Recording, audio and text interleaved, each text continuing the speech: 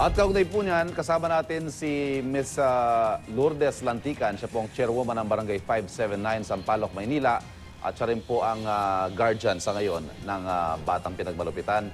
Chairwoman, magandang umaga po sa inyo. Magandang umaga rin po. Kumusta po yung bata, unang-una?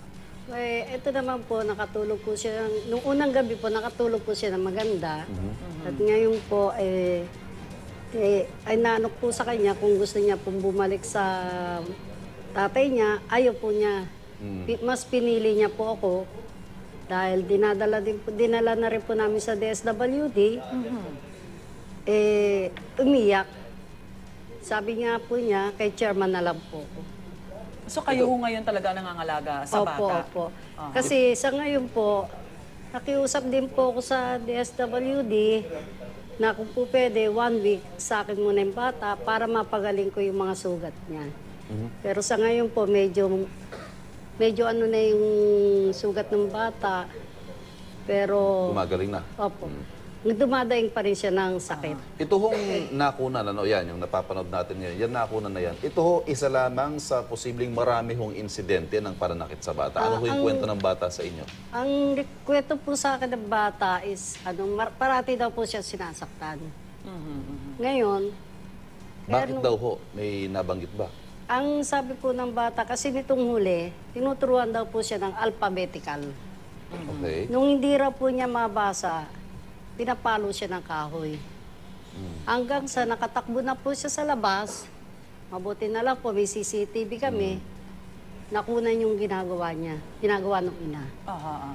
Tapos, Ito ho yung insidente na lang na ito, nakunan. Pero yung mga nakaraang mga linggo, nakaraang taon, ano po, naireklamo na ho ba sa inyo yung Pagkakakilala niyo. nanay? hindi sa po. pamilya. Actually po, nung minsan po, nagpunta ako sa kanto, malapit sa kanila, inuhuli ko po yan dahil nagkakarakrus.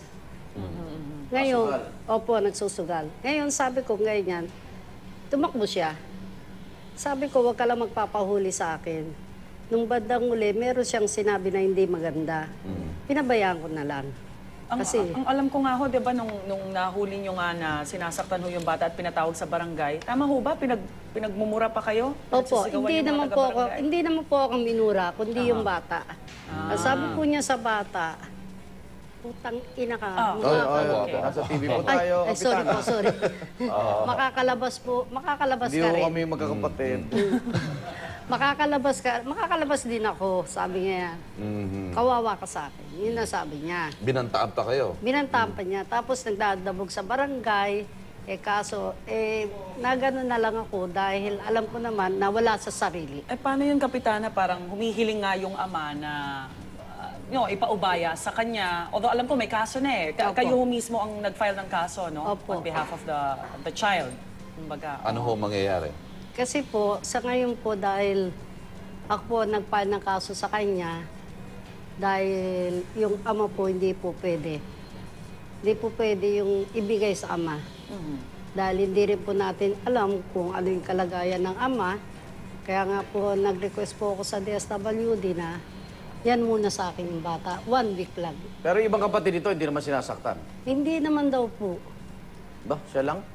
Bukod tanging daw po. Ngayon, ang sabi po nung ama, mukha daw napapaglian. Sabi ko, napapaglian, napakalaki na ng tiyan ng asawa mo. Sabi ko nga, posible naman yan. Pero yun ho, pakiusap nga na out of humanitarian reasons, buntis ko yung ina at nasa kulungan ngayon, pinapaatras yung kaso. Opo, nakiusap po sa akin yung magulang ng suspect na kung pwede raw po, iatras ko yung kaso.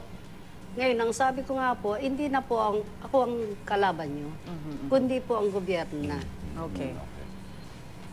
Kapitana, maraming salamat po. Okay. Si Ms. Lourdes Lantican, chairwoman ng Barangay 579, Sampaloc, Maynila.